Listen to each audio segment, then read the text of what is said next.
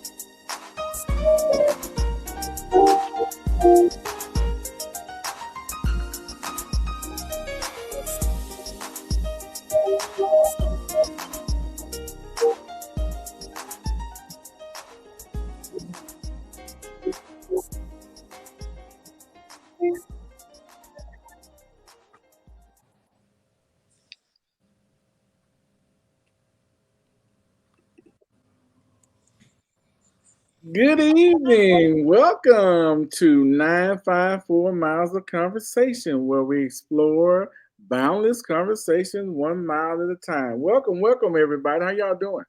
Great. How are Doing you? great. Let me introduce everybody. Our special guest here tonight is Cassandra Vaughn Andrews. We'll talk about her last name here in a minute. We have Paula McDore from Jacksonville and Cassandra from El Dorado. And my wonderful co-host, as usual, Kristen McDonald from Omaha, Nebraska. And Christy's actually, are you in Arkansas, Christy? I am. I'm in Pine Bluff. Oh, she visiting Arkansas. Where you at, Christy? Where you at?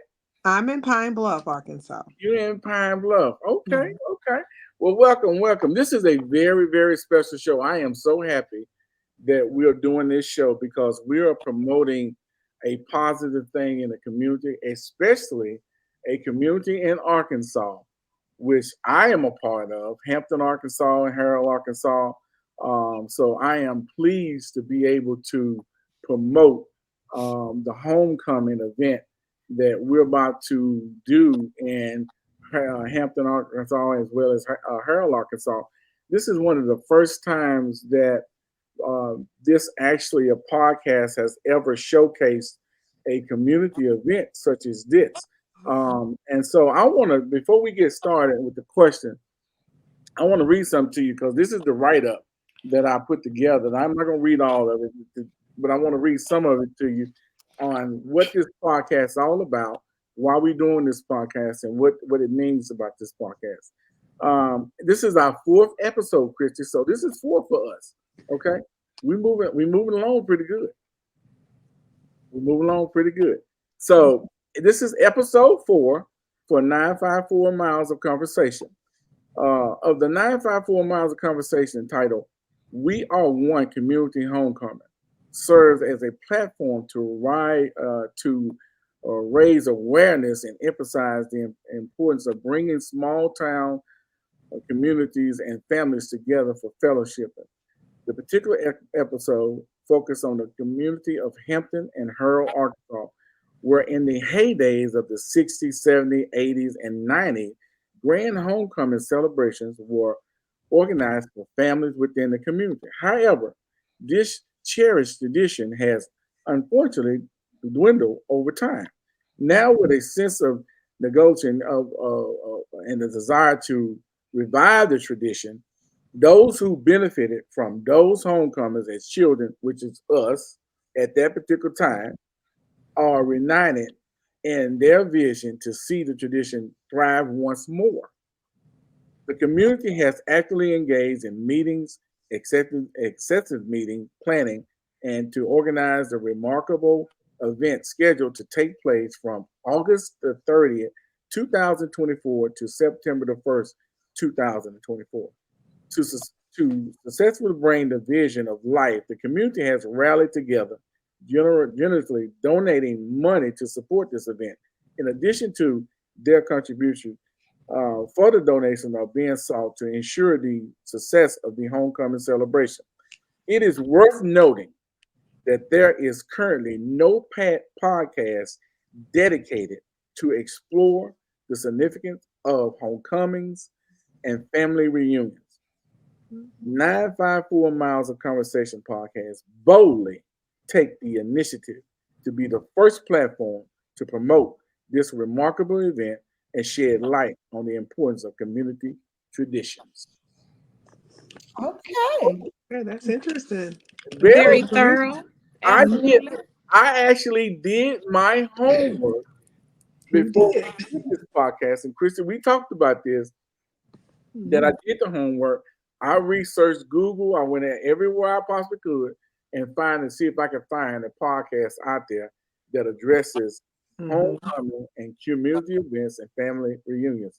There's not one out there. This is the first. Mm. This is the first. And we're launching this for the first time. And I'm glad that I'm being a part of it as a founder, owner, and host of 954 Miles of Conversation podcast, and my co-host, Kristen McDonough, for being a part of this because she has been through this process with me since I started it. And I thank her for her talent, her support, and her friendship, number one, because we actually did one on friendship, talking about our friendship. Mhm. I'm so pleased to have my sister from El Oh, Dorado, Hi. my sister on the podcast, as well as my first cousin. okay. Hello, it's just a family So this is a affair. family. This is a family affair. Very first time I've ever done a show with family. So we really making history here now. But the fact is that we putting this together and doing this is a wonderful thing. And so with that being said, Christy, I'm gonna let you take over the show like I always do because you do a wonderful job with the questions, and I chime in when I can. So, Oh boy, I think I'm gonna like tonight's episode way too much. Whew. Because if there's any opportunity that I have to get information about young William, I always take advantage of that. So, with that in mind, I'm going to start the questions. This is not I'm that going to type make it of show. easy in the beginning. I'm going to make it easy. The first one is really easy. So, I just want to know, I want to hear about the history, like the history of the Hampton and Harrell, Arkansas homecoming. So, what can you tell me about the history of this homecoming and why it's really so important to you guys? Well, I think I'll start it off if you don't mind. For me, as a kid, it was just something that was just this big event that you knew you were going to get to see all of these people from out of town. You were going to get to see your family. It was like a weekend of fun, fun, fun. There were softball games, barbecue. We went to the store, to Mr. Ortiz. I don't know, Terry, if you guys even remember that, Mr. Ortiz. We would go in there and buy, pickles and pickled pig feet and that kind of stuff. And candy, but that was just the highlight. It was just like, who's gonna come? You knew certain families were gonna show up every year. And then, of course, as we grew older, became teenagers, we walking down the street thinking we cute and who we gonna get from out of town. It was really a big deal as a kid. I mean, I can remember it being this big family affair. You had people coming in from Milwaukee, from California, from all over that used to be a part of the community, or grew up there, and they always came back. That was just like a big celebratory time. Mm. Yeah. Rosie, what about you? Oh, I'm sorry, Cassandra. It's a family affair. I'm like Paula. Growing up, I'm 52 now. So I can remember at the age of 5 going, with my cousin Troy when he would come home from Milwaukee. I could, go out there with him. We've lost so many family members that participated in the homecoming. So many, Sankfield Moman, Roy Edward Jr., Fat Daddy, all of them, all of them, you would see them. They took the time and the dedication to continue to make it work. And like Paula said, now, when we got up in age and everything, I think the last time I attended a homecoming, I might have been 13, 14 years old.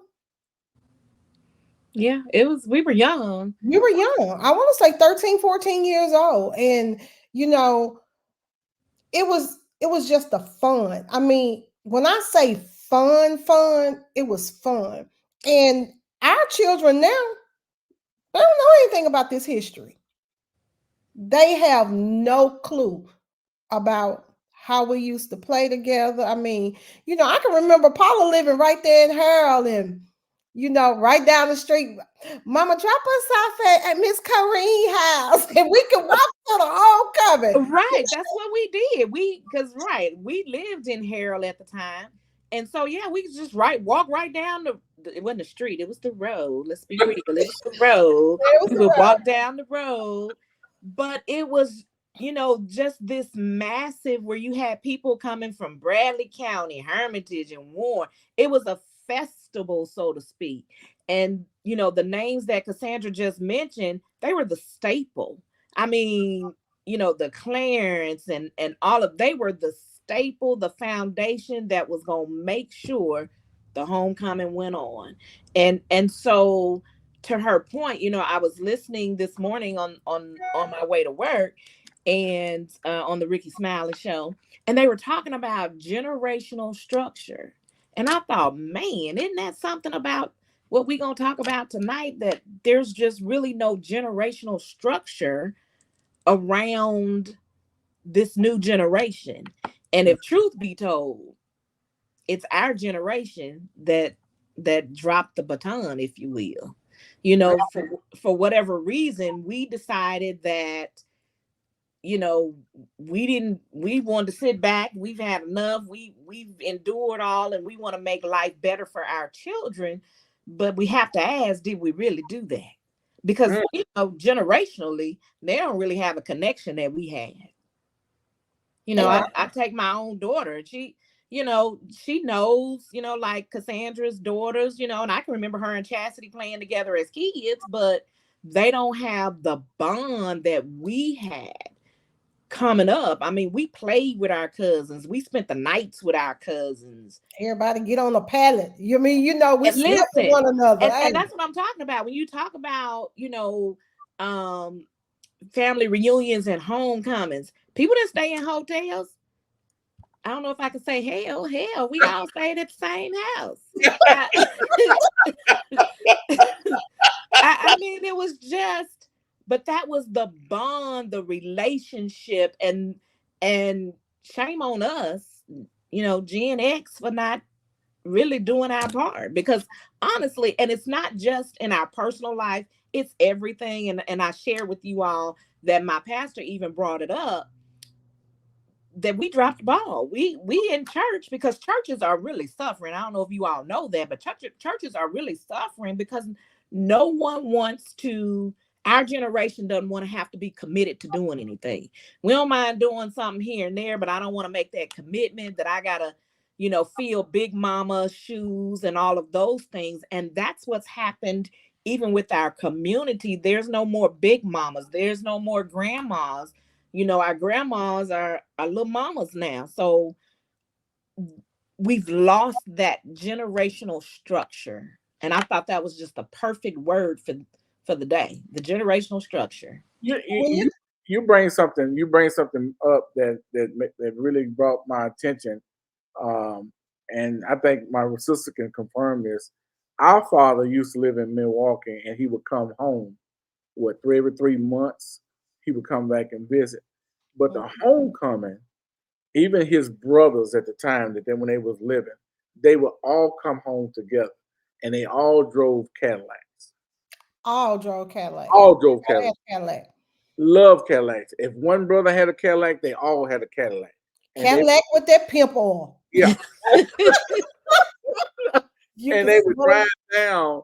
They would drive down together from Milwaukee, and they would come to the homecoming. He'd come by the house and pick us up, and we'd go out to the homecoming, and we would walk around with him, and he would visit everybody. And I remember, him saying, "Okay, here's some money. Go get y'all something to eat," because we had to pay for it. Yeah. Everything there, we had Yeah. to pay for everything out there. So Mhm. I remember that as a child. So yeah, I just want to throw that out there. So I mean, cars lined up miles and miles down the road. yeah, Oh, it would be. I mean, it was a big deal that I think now that we're, putting together this, and because we're in a different time and space, I think we're now understanding the importance Of of community. community and Community and bonding love. together. And You love. know, life happens, I think for us, we allowed society to dictate what success looked like. And there's nothing wrong with being successful. I think everybody strives for it, but my level of success does not have to equal your level of success. And so we felt like, oh, I got to get out this small town. I don't want to go back, because I still have friends who shockingly, will say, I ain't going to Hampton. Girl, you from Hampton. What you talking about? I want people to know, because I want people to know that good people do come out of small towns. yeah, yeah, Exactly. Exactly. That is true. yeah. Well, you guys, you took up a lot of my good questions, because some of the questions that I was going to ask you were about some of your favorite childhood memories, some things, places, landmarks that hold special memories. You guys talked about all those memories, and you also talked about, your dad's coming into town with Cadillacs. I too remember that. And then you talked a little bit about how the town had changed. But what I guess I want to get into now is the burning question that I've been wanting to ask you guys is, who are you excited to reacquaint yourself with at this Believe it or not, you know, sometimes you guys have, and I would love to know who William's high school crush was, or his, I would love to know believe all it or that. not, You know what? I want to believe know it or about. not, I do want to know about that, but I'm going to ask the question because I want everybody to answer it. Who are you excited to reacquaint yourself with at this homecoming? Who are you excited to see? one person that I am excited to see because I have not seen them in years is Andre Ware. Oh, that's I have no clue what he looks like. And hopefully some of our classmates will attend this function because we've been out of school over 30 years and I can probably name about 3 or 4 of them that I hadn't seen since 1989. and that's true because that's kind of what I was thinking more of my classmates because I haven't seen them. You see some here and there, but for the most part, just to see how we have, turned over into adulthood. I mean, you see people on Facebook, sure, but I think Facebook and social media can be, uh, Deceiving. yeah, it can be because people are not always forthcoming with who they really are. And so it would be nice just to see people in a state that they're not having to put on a show for somebody. We just regular hometown folk. Mm-hmm. Wow. Okay, y'all didn't get real juicy, so I'm gonna ask the. I get you. I get you. So I want to hear all the details. I heard so one his- name that was good. That was his good. his high school sweetheart was our classmate. Her Okay. name was Ryden. Okay. Ryden. Okay. Her name was. Well, I ain't gonna Okay. comment because okay. Okay. Okay. Okay. So, William, do tell. You know, I have been waiting to ask you this question. Come So, on, Ashley. Come on, Chrissy. Come on, Ashley. who are you excited to see? I'm gonna be honest with you. Please do. I'm waiting. I'm really looking forward to seeing Robin. I am. Okay.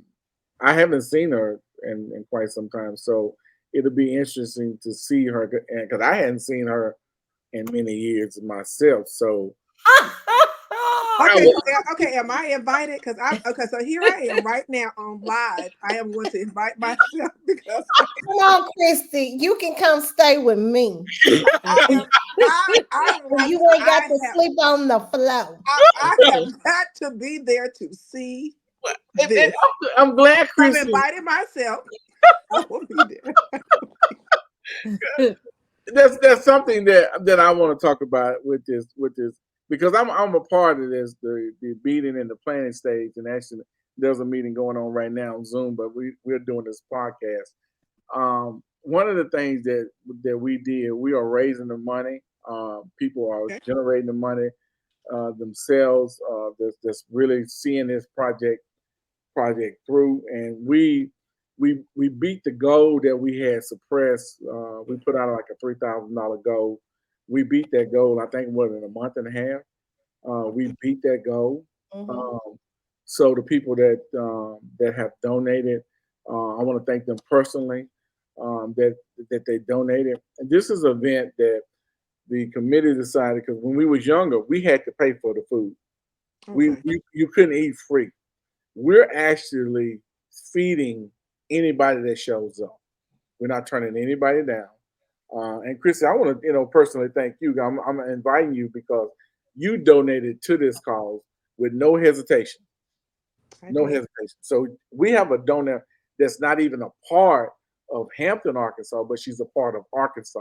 And when we were building this show, she was so excited about the show and about what we was doing. She said, "Wow!" She said, if we did this when people did this for their family reunions and get excited about it and talk about it, this is wonderful, William, that we're doing."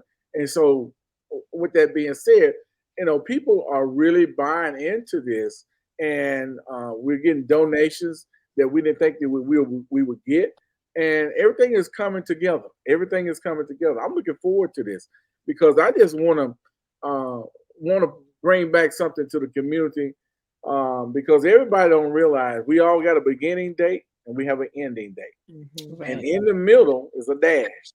Yes. What did you contribute in that middle? Mm-hmm. When it's all said and done, when you get that last day, what Mm-hmm. did you do to Right. bring your community up and uplift them, um, and provide things for the community that you should have did a long time ago? And I think that's what we're trying to do. We're trying to take it to another level and take this eventually further than just a homecoming to the point to where we were able to do scholarships in the future. I see this thing really going to that level of trying to take build money and solicit money for scholarship to give back to our community. Because if we don't do it, who else is going to do it? So we got to take that initiative ourselves. So that's, yeah. I have one last thing because I think you took all of the good things I were going to ask you because it seems like I was going to ask you about some of the positive things that you're going to do for the community and contribute, but I think I've heard that. I mean, what a wonderful idea of nobody That has to is. pay for, because I think that's one of the biggest hurdles for people when they're planning reunions and coming back are reunion fees. And the Right. fact that, people don't have to do that is just welcoming. And then to hear about it. And I am one of those people that like to catch up with all of my classmates, like to see them from the neck down and kind of see what they're looking like, what they've been through, what they're doing. So I've always been excited about that. So that was why my question was that. But my last question to you guys are, how does returning to your hometown make you reflect on your personal growth and journey? Mm. Mm. Wow. Wow. Let's see. So I thought about this question. Growing up in Hampton, Arkansas, going to church in Harrell, Arkansas, it I didn't look at it as two different towns. We were one. Now when I reflect back on it, growing up, I never thought I would be where I am today. But one thing that I can say, it says train up a child in the way in which you want them to go. Parents nowadays don't have the same upbringing that we had. And the community has fell off.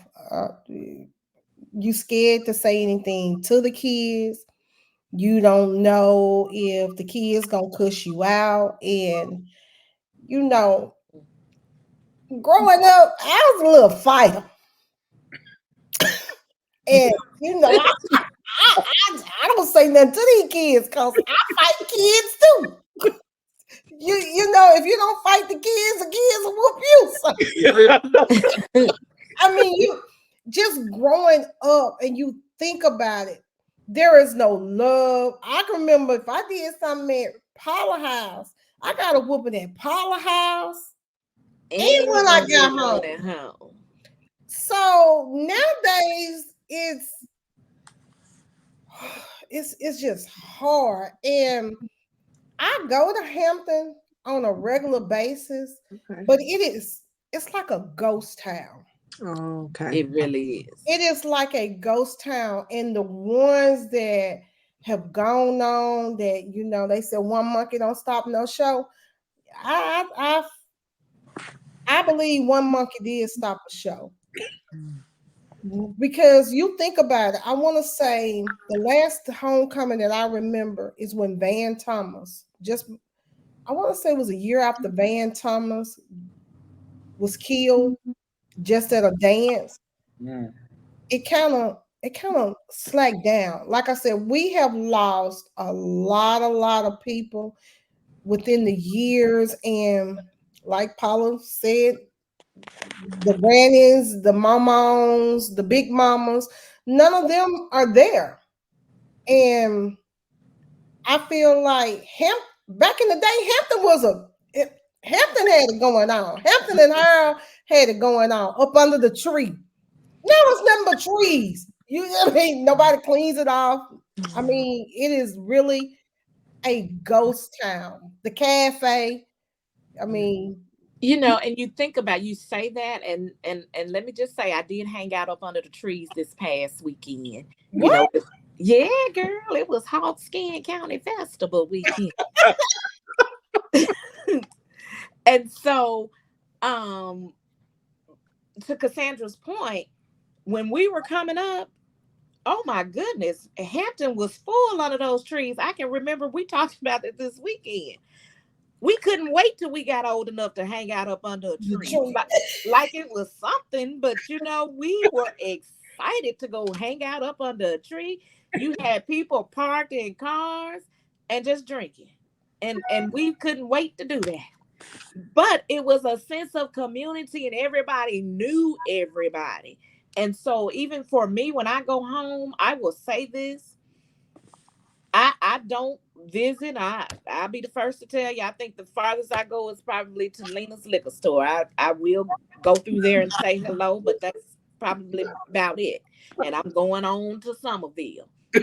But there is a sense of relief and downtime and no rush, no hurry, when you get to go back to your hometown because you've been hustling and bustling in the city and now you get to breathe and take in and just relax your mind. And so for me, I don't mind going back. Like I said, I have friends now who turn their nose up, but for me, it's an added relief. It's caused a stress relief. And honestly, 2 years ago we didn't have internet, but I had to get internet at my mom's house so I could stay connected somewhat to the world. But honestly, it is just a stress reliever to have some downtime. Yeah. I think for me too, I like what everybody else has said. I'm not going to add no more to it, but I think for me, um, since my mother passed away, it's been difficult. Mm-hmm. Yeah. It really has. They know that we are very close to big family. We're from, our family's from Locust Bayou, so we're the Heglers, and so my mother was a Hegler, so that was very personable for me to to to go there and to deal with that. So, but since we started this, I've been looking forward to going there and possibly, and I'm praying that God sends a message to me to even go back home permanently and see what I can do there to help that community while I still have some life in me. So that's what I'm hoping for, and that's what I'm praying for. For me, that's what I'm shooting for. So with that being said, before we close this meeting out, I want to acknowledge first of all the guests, thank you all for taking the time out to share your experiences. I know that we are a family, but deep down inside, I enjoyed listening to what you had to say because it was meaningful. Christy, I know you traveling for business, and you traveled in Arkansas. I love you for it, and you took the time out of your schedule, even though you're not in Omaha, Nebraska right now, but you're in Pine Bluff, and to do this show to make history for our business that we have ventured together, and I appreciate that. I definitely appreciate that. And I want to put out there the fact is that you see that we've been flashing the dates, whether or not we still taking donations. So the more money that we raise, the more that we can do. So we're asking all the natives from Hampton and Harrell to participate, donate, and bless, put a seed there, so we can make this possible for everybody to be a part of something where we're making history again. So, and I want to acknowledge the fact is I'm actually going to call these names out because I'm going to throw a challenge. When you talk about Andre challenged me. Andre challenged me. He donated $500 to this cause, and when he did that, I was like, wow. I was like, okay. Well, Woody challenge was 300. Woody Ware, and then Andre come back and did a $500 challenge. And when he did that challenge, I couldn't do nothing but respect it and match it. And that's what I did. So I matched his challenge, and I surpassed his challenge. But the people who have donated would be myself, Kenneth Vaughn, Woody Ware, Andre, Christian McDonald, my co-host, Cassandra Vaughn, Larry Thompson, Deborah Flanagan, which is Deborah Lewis to me. That's her main name. Jacqueline Thompson. Robin Parker Free donated. So I know she's going to be there. Oh, man. Okay. Oh, yeah. Sheila, Robin, wherever you are, I'm looking yeah, forward to meeting you. yeah. Sheila Bunn donated. Annette Phillips donated. Deborah Woods donated. I'm looking to see her. I ain't seen her in years. Gus Rubin McCrae, he donated. Sandra Hegler Gully, which is another first cousin, surprised me when I was down there about a week ago. Gave me said, "Hey, here, cuz, put this in fund." I didn't know what it was. It was $100 bill. I went and donated, and she donated it. Okay. Latanya Hegler. I call her Felicia, or we call her Boo Boo. Okay. Maybe want to lose that name before wait a minute. she takes a Wait a minute. donation. Since you wanna give out Oh, nicknames. that's fine. That's fine. You can give out mine later. I don't have no problem with that. And then Johnny Ray Lewis donated and Deborah Anderson donated. So I want to thank them for their donation, and I'm going to challenge everybody else to donate.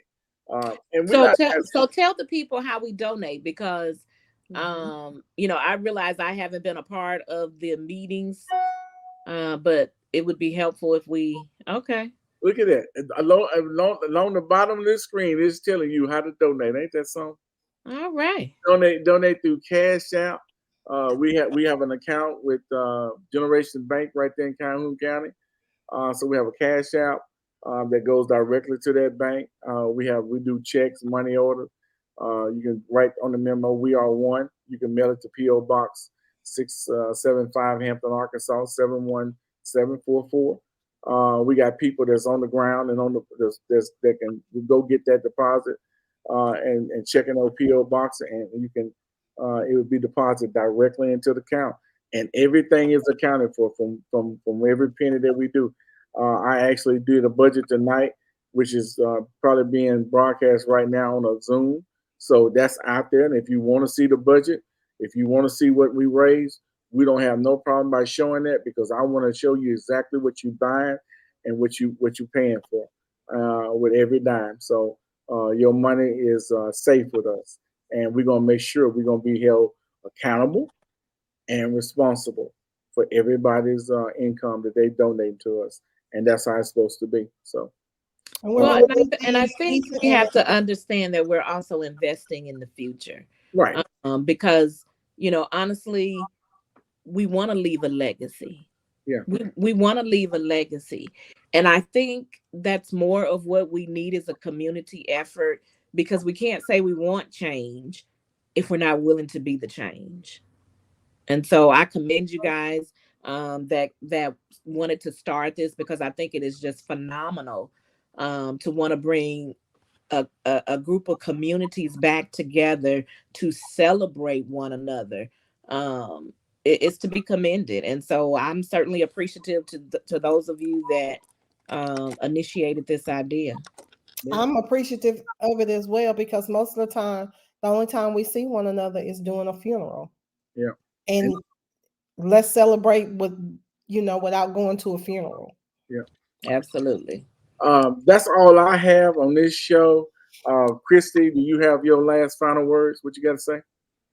No, I just look forward to seeing you guys and meeting you in person and getting to see some of your old high school flings that you didn't tell us about. But that's okay. I will be watching you at the reunion. And before I get off this podcast, I'm going to allow my sister to tell everybody what was my nickname in high school. Come on. Booty, booty, booty, booty. That couldn't be his. Yes, booty. I told you it went from booty to belly. I was going to say, because he has. He lost the booty and got the bed. Okay, that makes sense. Okay, but now, I changed that. I would say bootay. Okay, we gonna say bootay. Okay, Bootay. I don't have no more bootay. I had to make a police report of it. Okay, so it's gone. Okay. really, because it left the building.